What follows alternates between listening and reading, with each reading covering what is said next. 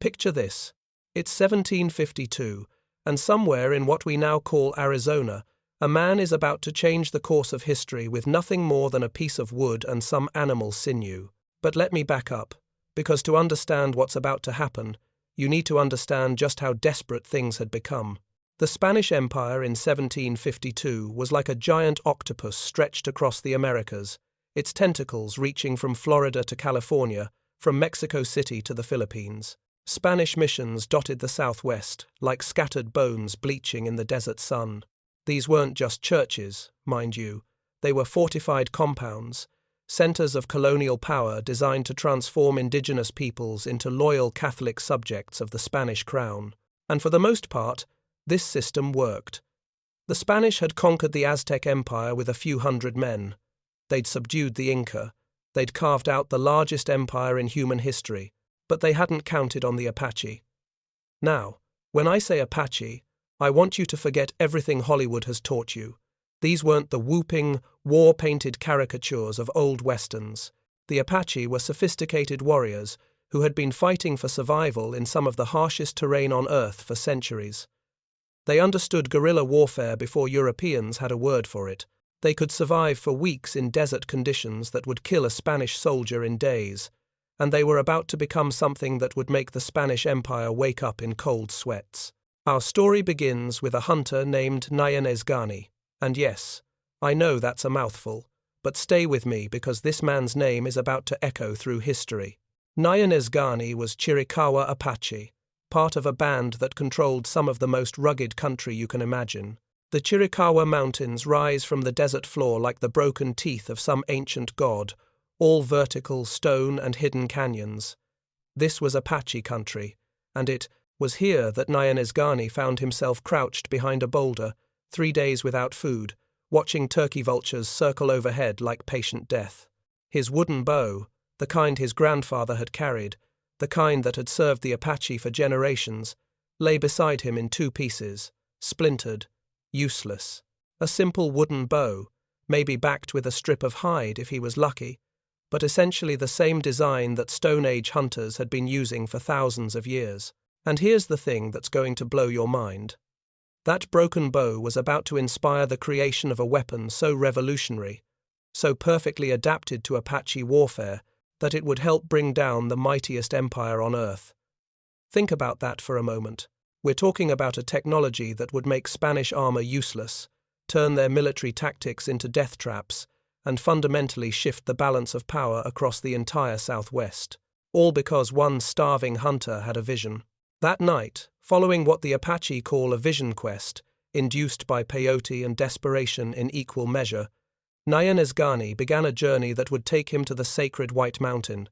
Now, when the Apache talked about sacred places, they weren't speaking metaphorically. These were locations where the spiritual and physical worlds intersected, where elk grazed in meadows, known only to medicine men, where the very air seemed charged with power. It was there, in those high country meadows, where the air is so thin it makes your lungs burn, and so clear you can see for 100 miles, that Sinew-Backed selected a juniper branch. But this wasn't just any piece of wood. He chose it like a master violin maker choosing wood for a Stradivarius.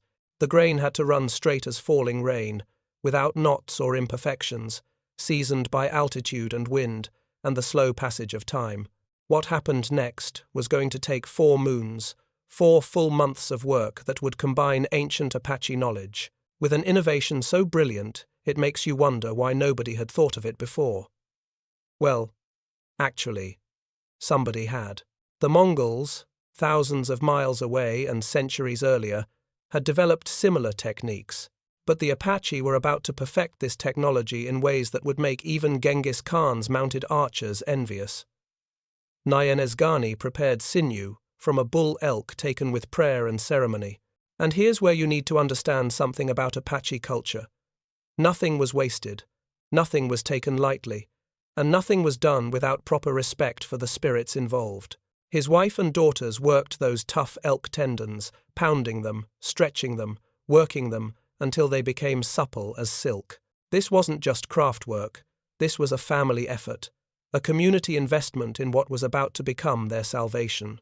The finished bow, when it was finally complete, was backed with 7 layers of sinew applied under the full moon. 7 layers of processed elk tendon, each one painted on with hide glue and left to cure, building up a backing that would store and release energy like a coiled spring made of living tissue. The result was a weapon that could drive an arrow through a Spanish breastplate at 200 paces. 200 paces. Let that sink in for a moment. A Spanish musket of that era was accurate to maybe 50 yards on a good day, and it took 30 seconds to reload if you were an expert. Nyanesgani's new bow could kill at 4 times that distance, and he could loose 12 arrows in the time it took a Spanish soldier to fire once. When Nyanesgani demonstrated this power by killing a mountain lion with a single shot through its skull, and we're talking about an animal whose skull is thick enough to stop most arrows cold, word spread through the Apache bands like wildfire racing across dry grass. The Chiricahua sent messengers to the Mescalero. The Mescalero sent word to the Jicarilla. The Jicarilla contacted the White Mountain Apache. Every major Apache band sent their finest warriors to learn this secret.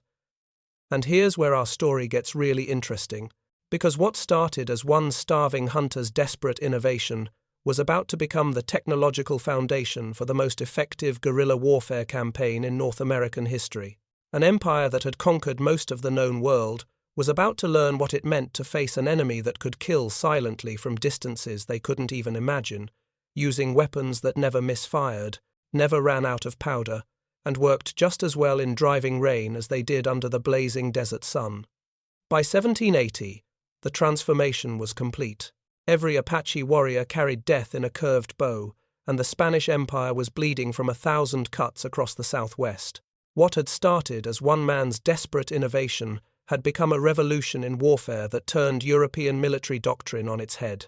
Picture the scene at Skeleton Canyon in that sweltering summer of 1781. 50 Apache bowmen, led by the strategic genius Chief Mangus Coloradas, crouched among the canyon walls like ghosts made of stone and shadow. Below them, a column of 300 Spanish soldiers and their Comanche allies marched in tight formation through the narrow pass, their metal armor glinting in the harsh desert sun. They were following European military doctrine. Stay together, present a united front, rely on superior firepower and discipline. It was exactly the wrong thing to do.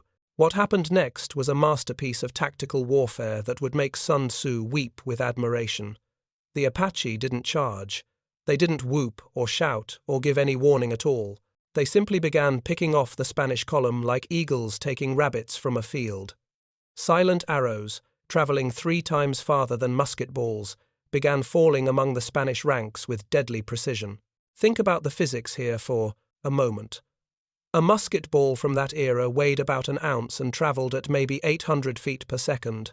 Devastating at close range, sure, but it lost energy fast and couldn't penetrate decent armor beyond 50 yards.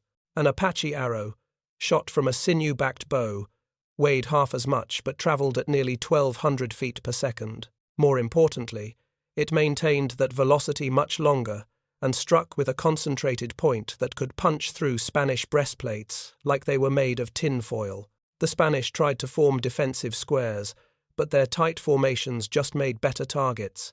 They tried to charge up the canyon walls, but horses carrying armored men couldn't navigate the vertical stone faces that Apache warriors scaled like mountain goats. They tried to retreat, but the canyon had only one exit, and the Apache controlled the high ground on both sides. Captain Diego de Vargas, a veteran of campaigns in Europe and the Philippines, watched his men die with arrows he couldn't even see coming. In his final letter, recovered weeks later from his tent, after an arrow found him through the canvas wall at 300 yards, he wrote that the Apache had become demons with the bow of angels. 300 Spanish soldiers and their Comanche allies entered Skeleton Canyon that day. 17 walked out.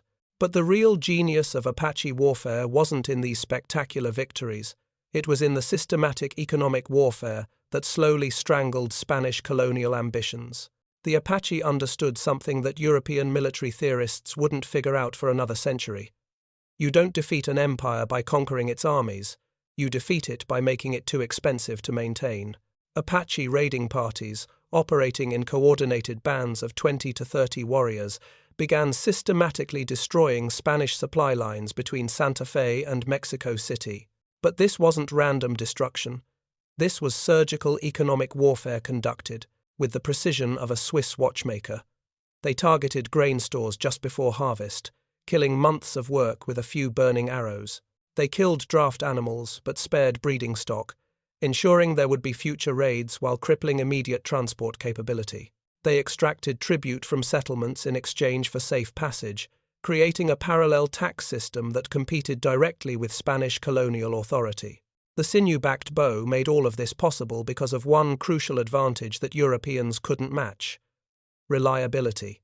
A Spanish musket was a temperamental beast that misfired in rain, clogged with dust in windstorms, and became useless if the powder got wet. An Apache bow worked in all weather, all seasons, and never ran out of ammunition as long as there were trees to make arrows. This meant year-round operations that slowly bled the Spanish Empire white. Winter campaigns that Europeans couldn't even contemplate became routine for Apache raiders. Spring raids that targeted planting season. Summer strikes during harvest. Autumn attacks on supply caravans preparing for winter. The Spanish found themselves fighting a four-season war against an enemy that seemed to materialize out of thin air, strike with lethal precision, and vanish back into terrain they couldn't navigate. The numbers tell the story better than any battle narrative. In 1760, Spanish colonial authorities recorded tribute collection from 87 settlements in what is now Arizona and New Mexico. By 1790, that number had dropped to 31. Entire regions that had been pacified for decades simply stopped paying taxes to Spanish authorities and started paying tribute to Apache chiefs instead. Mexican independence in 1821 brought no relief from Apache arrows. If anything, the situation got worse. The Spanish Empire, for all its faults, had maintained professional military units specifically trained for frontier warfare. The new Mexican government, struggling with debt and political instability, couldn't afford to maintain those expensive frontier garrisons. Apache raids into Mexican territory became so routine that merchants traveling between Mexico City and Santa Fe began budgeting tribute payments as a standard business expense, like tolls on a highway. Some Apache bands essentially became shadow governments, collecting taxes, providing safe passage for approved traders, and maintaining their own diplomatic relationships with settlements that found it easier to deal with Apache chiefs than with distant Mexican authorities. The psychological impact was even more devastating than the economic damage. Spanish soldiers, trained to fight European-style battles with clear battle lines and honorable surrenders, found themselves facing an enemy that struck without warning and vanished without trace. They were fighting shadows that killed from distances they couldn't match with weapons that never ran out of ammunition. And here's the thing that really gets me. The Apache were doing all of this with technology that Europeans had access to, but had never bothered to perfect. Sinew-backed bows weren't some mysterious indigenous secret. European hunters had been using similar techniques for centuries. But European military doctrine was obsessed with gunpowder weapons, partly because guns were louder and more intimidating, partly because they required less training, and partly because controlling gunpowder meant controlling who could fight effectively. The Apache proved that sometimes the old ways, perfected through generations of refinement, could outperform the latest technology. By the time Mexico gained independence, the Sinew-backed bow had played a crucial role in weakening Spanish power across the entire Southwest. An empire that had conquered most of the known world had been brought to its knees by hunters with bent wood and elk sinew. But the Apache weren't done yet. The Mexicans were about to learn that independence brought no relief from Apache arrows, and after them would come the Americans with their own ideas about how to deal with indigenous resistance. The Sinew-backed bow still had decades of history left to make. If you want to understand why the Apache Sinew-backed bow was so devastatingly effective, you need to understand something that Europeans never grasped. The creation of one of these weapons wasn't just craftsmanship. It was a year-long meditation on violence that demanded patience most people simply don't possess. The process began with what modern people would call impossible standards of perfection. Master bowyers like the legendary White Mountain Woman, who lived from approximately 1790 to 1870, and whose bows were sought after by warriors from every Apache band, selected wood with the care most people reserve for choosing a life partner. And, in a way, that's exactly what they were doing, because a bow and its maker shared a relationship that could last decades. Mulberry from creek bottoms where the wood grew slowly and dense. Osage orange traded from far eastern tribes at tremendous cost, carried across hundreds of miles of hostile territory because its golden wood stored energy like compressed lightning. Juniper from high mountains where the trees fought wind and weather for decades, creating grain so tight and straight it seemed to glow in firelight. Each choice mattered, because the difference between good wood and perfect wood was the difference between a weapon that would last a season and one that would serve a warrior's entire life. The bow stave dried for 6 moons in conditions that would make a modern climate-controlled facility seem primitive, suspended in a wickiup, where smoke from specific woods seasoned the grain while the bowyer sang power into the very fibers. This wasn't superstition. The smoke actually helped stabilize the wood, and the constant attention ensured that any defects were caught before months of work were wasted. But here's where the process gets really fascinating. The women controlled the sinew preparation, and their expertise determined whether a bow would be merely good or truly legendary. This was specialized knowledge passed down through generations of Apache women, techniques that made the difference between serviceable backing and the elastic perfection that gave these bows their devastating power. They stripped leg tendons from elk and deer with surgical precision, selecting only the finest fibers and discarding anything that wasn't absolutely perfect. Then came the processing that could take weeks, pounding the tough sinew with specially shaped stones until the fibers separated like corn silk, each strand examined and sorted according to length, thickness, and elasticity. And then, and this is where European observers always lost their minds when they witnessed it, the women chewed each strand to the perfect consistency. Human saliva contains enzymes that break down proteins in exactly the right way to make sinew fibers supple and sticky. It was biochemistry conducted by feel and instinct, generations of knowledge encoded in techniques that modern materials science is only beginning to understand.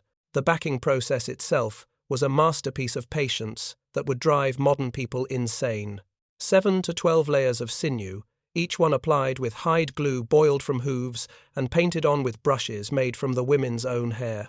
Between each layer, the bow rested for days while the bowyer dreamed of its future victories, literally sleeping with the weapon to monitor how it responded to changes in temperature and humidity. Think about what this means in terms of time investment. From the moment a tree was selected to the moment a finished bow was strung, a full year might pass, a year of daily attention, constant monitoring, and absolute dedication to perfection. In a world where most people lived hand to mouth, the Apache were investing months of specialized labor in individual weapons. It's like finding out that Stone Age hunters were building Formula One race cars.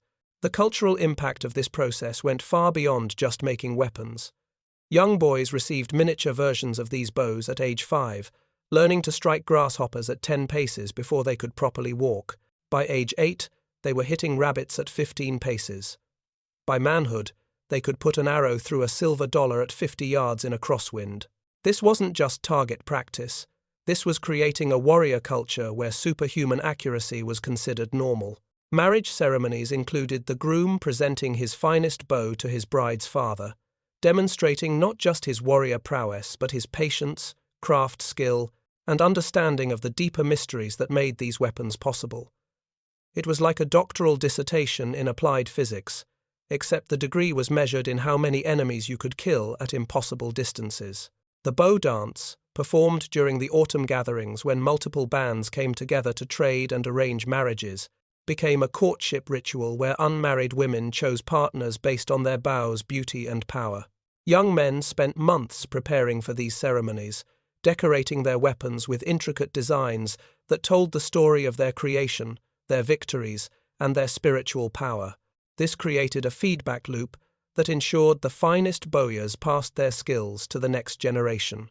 The most skilled craftsmen attracted the most desirable wives, who then taught their daughters the sinew preparation techniques that made their husbands' success possible. It was genetic and cultural selection working together to perfect a technology that could punch holes in Spanish armor. The technical sophistication hidden in these seemingly simple weapons would make modern engineers weep with envy. The sinew backing wasn't just glued on randomly, it was applied in specific patterns that concentrated stress along the optimal lines of force. The taper from grip to tip followed mathematical curves that maximized energy storage while preventing breakage. The tillering, the process of adjusting how the bow bent, required an understanding of materials science that universities didn't teach until the 20th century. Master bowyers like White Mountain Woman developed signature techniques that other craftsmen could recognize from hundreds of yards away. The way she angled the sinew fibers, the specific proportions she used for different types of wood, the subtle curves she worked into the stave. These became trade secrets passed down through generations like the formulas for making Damascus steel or Stradivarius violins. And here's what really gets me. They did all of this without written language, without mathematical notation, without any of the tools we consider essential for complex engineering. Everything was learned through apprenticeship, trial and error, and an oral tradition that preserved knowledge with accuracy that would shame modern documentation systems. The result was a weapon so perfectly adapted to Apache warfare that it remained essentially unchanged for over a century.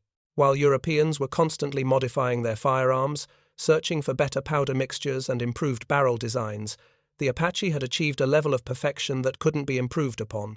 They had created the Colt 45 revolver of the bow world, a design so fundamentally sound that any changes just made it worse. But perfection comes with a price, and the price was knowledge so specialized that it could only survive in the culture that created it. When the reservation system finally broke Apache society, it didn't just take away their freedom, it took away the economic foundation that supported year-long weapon-making projects and the social structures that passed down, techniques requiring decades to master.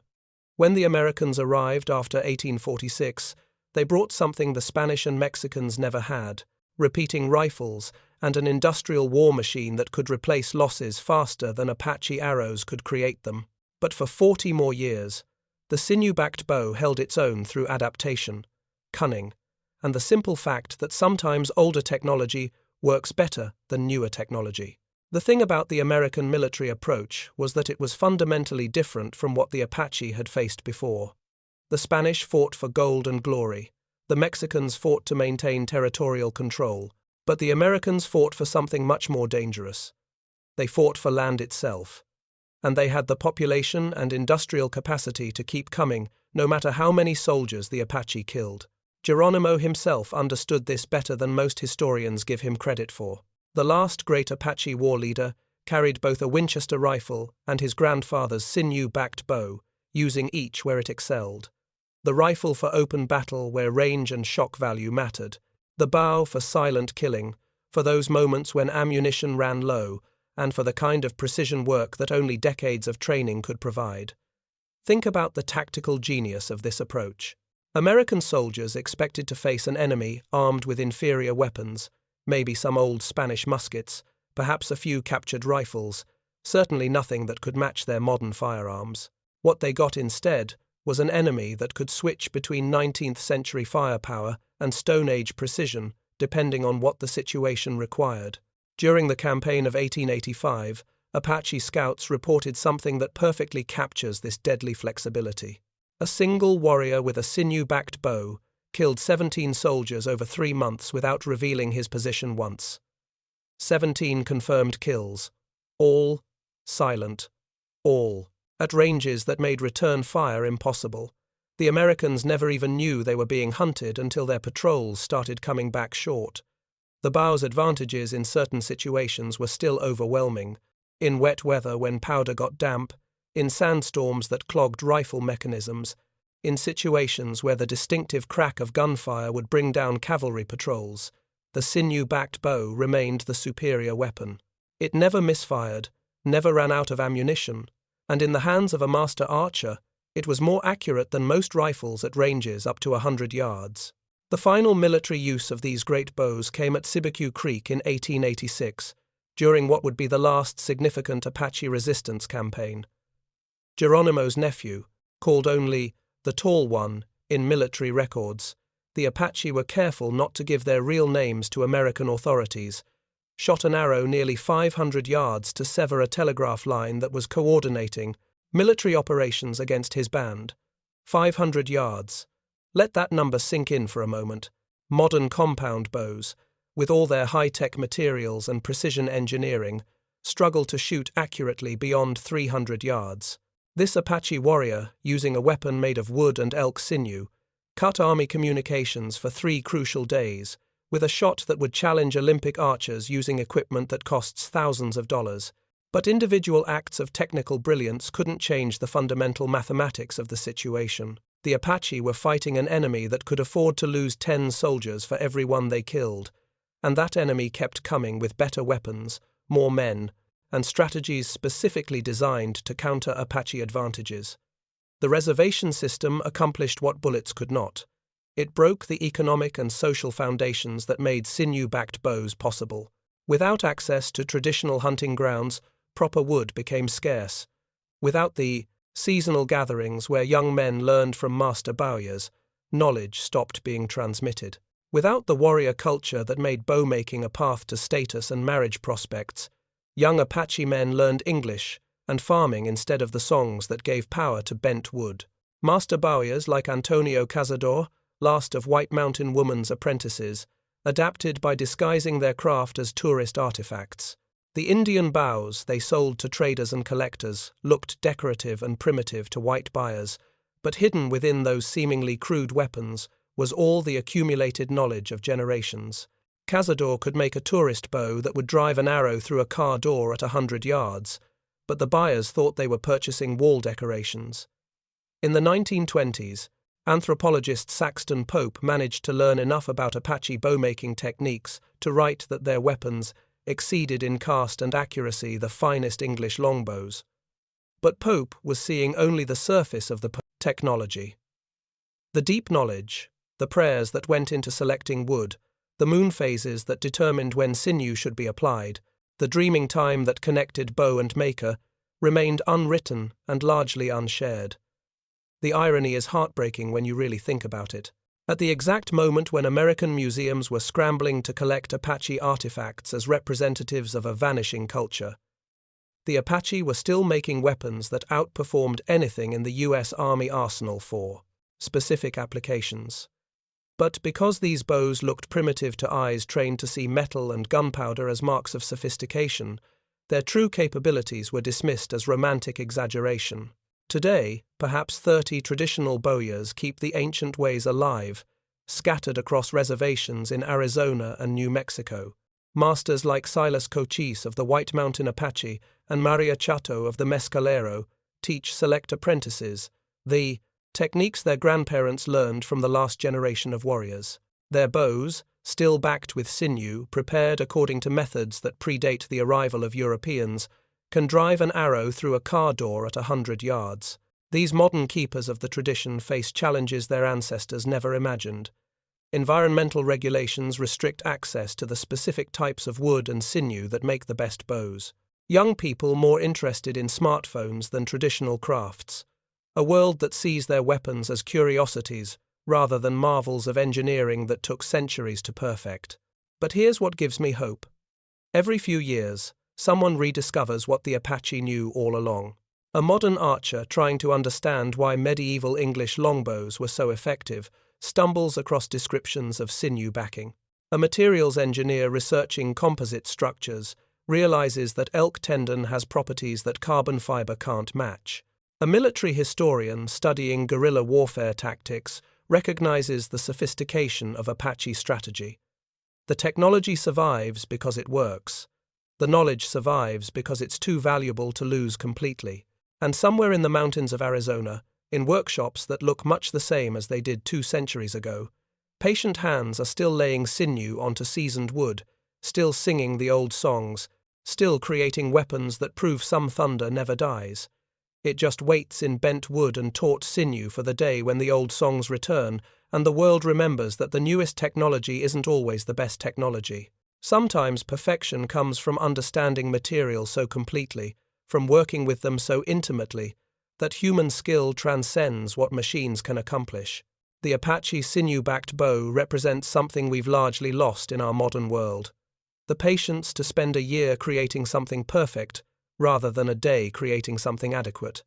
In our age of mass production and planned obsolescence, these weapons stand as monuments to what human craftsmanship can achieve when time and knowledge and cultural values all align toward a single goal. They remind us that innovation doesn't always mean moving forward. Sometimes it means recognizing that older ways, refined through generations of trial and error, achieve results that newer technologies can't match. The Apache didn't need to invent something completely new. They just needed to perfect something ancient until it became devastating. And that, perhaps, is the most important lesson their bows can teach us. That mastery isn't about having the latest tools, it's about understanding your tools so completely that they become extensions of your will. The Apache achieved that mastery, and for over a century, it made them the most feared warriors in North America.